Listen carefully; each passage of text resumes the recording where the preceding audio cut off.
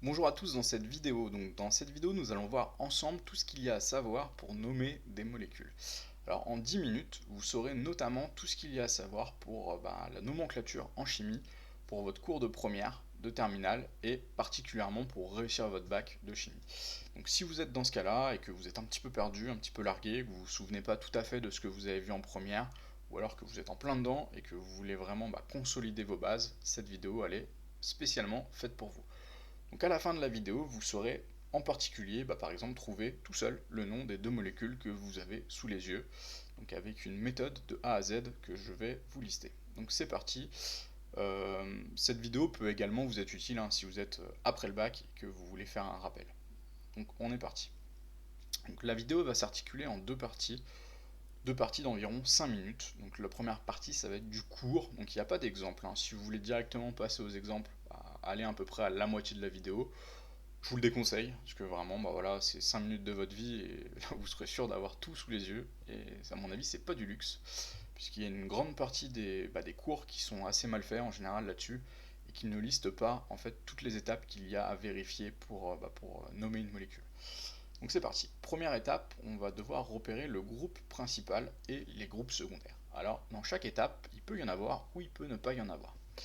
Les groupes principaux, ou les groupes secondaires, c'est les fameux amides, cétones, alcool, voilà, que vous avez déjà, acide carboxylique, que vous avez déjà vu à l'école, ça c'est sûr. Et donc en fait, il faut savoir les repérer. Alors, pour savoir les repérer, je vous mets sur la droite du tableau, en fait, les paquets, les morceaux de molécules qu'il faut savoir reconnaître. Alors si vous voulez les lister pour vous faire une fiche, vous pouvez mettre pause sur la vidéo et les noter à côté. Tous les tableaux qu'il y a ici, vraiment, voilà, ils vont être à connaître par cœur. Alors malheureusement pour vous, voilà, il y a beaucoup de par cœur pour la nomenclature.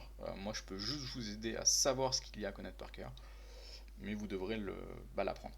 Alors la technique pour l'apprendre, ce que je vous conseille, c'est au début de faire les exercices d'entraînement avec tous les tableaux sous les yeux, progressivement de vous en passer, juste de les utiliser pour vérifier, et puis vous verrez que dans quelques mois, en fait, vous en aurez tout simplement plus besoin.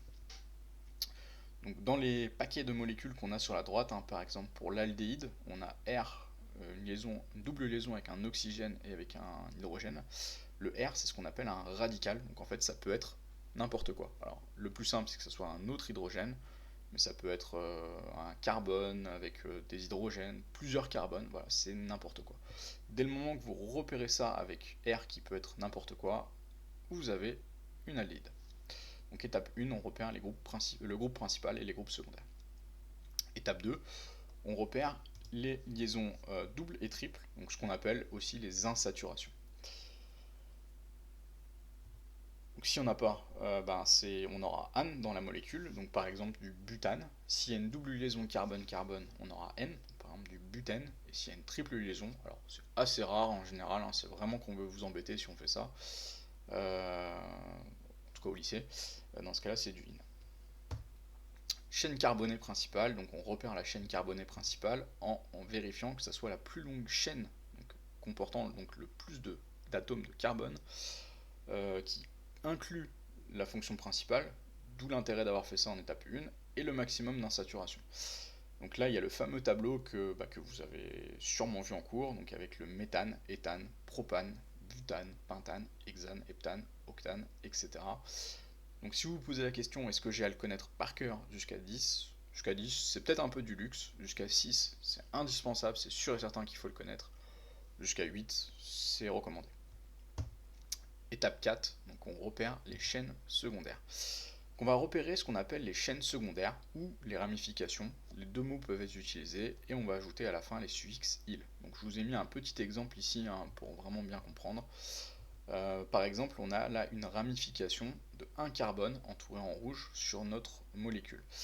Donc, une ramification de 1 carbone, comme 1 carbone, si on se souvient du tableau de tout à l'heure, c'est du meth, donc on a meth, le préfixe devant c'est du meth, et on rajoute il, puisque le suffixe pour une ramification c'est il.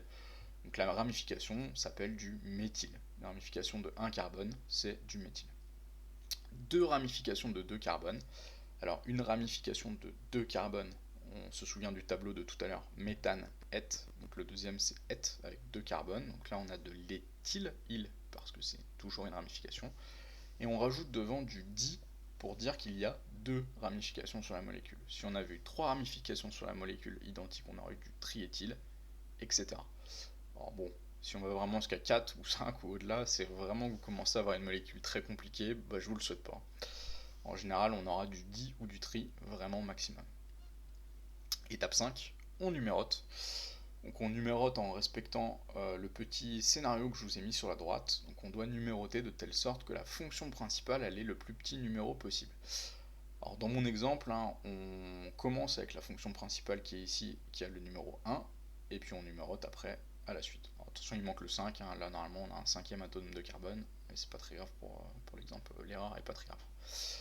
Si on a deux possibilités, donc je sais pas, moi admettons qu'on ait une autre fonction principale là ici au bout, on doit numéroter pour que les liaisons double ou triple, elles aient le plus petit numéro possible. S'il y a une seule possibilité, on a trouvé. S'il y a deux possibilités, donc là par exemple, ça serait le cas si jamais on avait la même chose à gauche, on doit numéroter pour que les chaînes carbonées secondaires, elles aient le plus petit numéro possible. Donc là on en a une ici, donc si on avait la même fonction acide carboxylique de l'autre côté là-bas, on devrait commencer en numérotant les petits numéros de ce côté. Donc là c'est pas le cas, c'était assez simple, donc on commence par la fonction 1, 2 et on numérote de cette manière. Et enfin, sixième étape, on met le nom avec à partir de tout ce qu'on a fait. Donc là bon, je vais passer très vite là-dessus puisque c'est vraiment ce qu'on va voir avec les exemples. Donc si vous êtes arrivé jusque là, c'est que probablement la vidéo vous plaît et que qu'elle vous sert surtout, donc faites-le moi savoir avec un petit abonnement, un petit pouce bleu, ça me fera vraiment plaisir et pour vous c'est gratuit. Puis surtout ça vous permettra d'être au courant des prochaines vidéos que je sors puisque j'en sors fréquemment. Donc des exemples, donc on va avoir une molécule, donc la molécule qu'on a sous les yeux, on veut le nom de cette molécule. On reprend nos 6 étapes, donc on cherche le groupe principal, il n'y en a pas. Les liaisons double ou triple, il n'y en a pas. La chaîne carbonée principale, oui, il y en a une, de 4 carbones, donc on sait qu'il y aura du but quelque part. La chaîne secondaire, il n'y en a pas. Le numéro, on le place, donc là on pourrait faire 1, 2, 3, 4 de la gauche vers la droite ou de la droite vers la gauche, c'est équivalent, puisque on a le choix. Et enfin le nom, donc là on a une molécule de 4 carbones sans ramification, sans groupe principal, sans fonction, sans quoi que ce soit. Donc c'est du butane. Deuxième exemple. Donc cette fois-ci, je vais compliquer au fur et à mesure. Je vous ai rajouté une ramification. Toujours pas de groupe principal, liaison double ou triple, il n'y en a pas. La chaîne carbonée principale, elle fait toujours 4 carbones. La chaîne secondaire que j'ai entourée en vert ici fait un carbone, donc c'est une ramification méthyle. Souvenez-vous à ce qu'on a dit tout à l'heure. Un carbone c'est de meth et on rajoute il pour dire ramification. Si jamais ça va trop vite pour vous, mettez pause, vraiment je vous l'ai pas dit, mais voilà, mettez pause, revenez un petit peu en arrière, c'est fait pour ça les vidéos. Les numéros, donc cette fois-ci on n'a pas le choix, on doit numéroter de la gauche vers la droite puisque la ramification doit avoir le numéro le plus petit possible, et si on avait commencé ici en mettant 1, 2, elle aurait le numéro 3 et ça marche pas. Pour le nom, donc cette fois-ci ça va être un petit peu plus compliqué puisqu'il y a une ramification. Donc on a toujours butane, puisque la chaîne carbonée principale fait 4 carbones, mais devant, en préfixe, on doit rajouter donc méthyle, puisqu'il y a une ramification méthyle, et on précise la position de la ramification en mettant un petit 2, donc pour dire que c'est sur le deuxième atome de carbone, et en mettant un tiret après le 2. Donc c'est du 2-méthylbutane. On complique encore un petit peu la chose, donc cette fois-ci on a rajouté une fonction principale, un groupe principal, on a rajouté un groupe carboxyle, donc un acide carboxylique. Des liaisons double ou triple, il n'y en a pas. Chaîne carbonée principale, cette fois-ci, il y en a 5. Donc ça sera du pinte quelque chose. Chaîne secondaire, il n'y en a pas. Les numéros, on commence par la chaîne, par le groupe principal, donc par la fonction carboxyle. Le nom, donc cette fois-ci on va avoir du pentane quelque chose puisque la chaîne principale fait 5 carbones et c'est un acide, donc c'est un acide pentanoïque. Alors si vous vous souvenez plus comment on trouve le nom, ça c'était dans l'étape 1 là où on avait le groupe principal dans le premier tableau. Alors là on commence à avoir une molécule qui commence à être un peu plus costaud, on a un peu de tout là-dedans, donc on a un groupe principal, toujours un groupe carboxyle, acide carboxylique. On a une liaison double, on a une chaîne carbonée principale de 5 carbones, une chaîne secondaire, on a une ramification de 1 carbone, donc une ramification méthyle. On numérote, donc on n'a pas le choix, on commence par numéroter avec la fonction principale, le groupe principal avec le plus petit numéro, donc 1, 2, 3, 4, 5.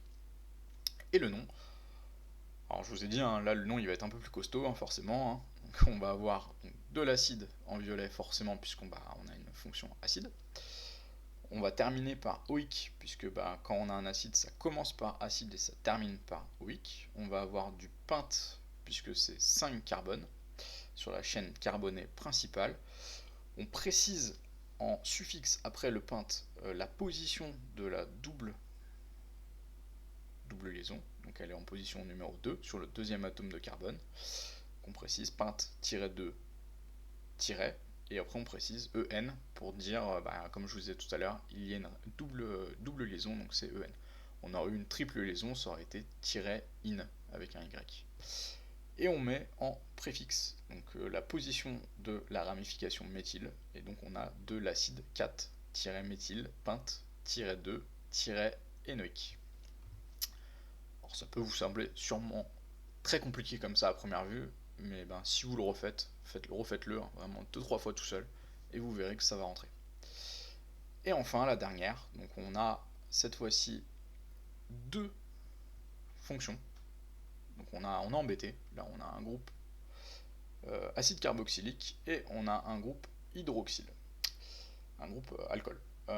Dans ce cas-là, en fait, ce qui va jouer, en fait, pour savoir si c'est plutôt un acide ou plutôt un alcool, notre molécule, c'est les priorités des fonctions. Et dans le tableau que je vous ai mis au tout début, en fait, je vous les ai classés par ordre de priorité. Ceux qui sont en haut sont toujours prioritaires sur ceux qui sont en bas. Donc l'acide est toujours prioritaire. Dès qu'il y a un acide dans une molécule, votre molécule est un acide. Et là, on a une fonction acide et une fonction alcool. C'est pas un alcool, c'est vraiment un acide. Parce que l'acide était en haut dans le tableau de l'étape 1. Des liaisons double ou triple, il n'y en a pas. Chaîne carbonée principale de 2 carbones, donc c'est de LET.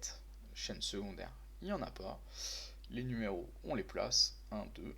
Et le nom, donc on a un acide éthanoïque. Et on place devant en préfixe 2 hydroxy, puisque dans le tableau que je vous avais donné dans l'étape 1, on avait la colonne des préfixes dans le cas où la fonction n'était pas la fonction prioritaire. Donc j'ai conscience que sur les deux dernières, c'était peut-être vraiment plus dur, mais si vraiment vous avez suivi jusqu'à celle d'avant, c'est déjà parfait, et si vous avez retenu toutes les étapes déjà, c'est également très bien. Donc on a terminé pour les exemples, j'espère que cette vidéo elle vous aura plu, que vous avez appris beaucoup de choses, et puis si c'est le cas, encore une fois, mettez un pouce bleu, et puis je vous dis à bientôt.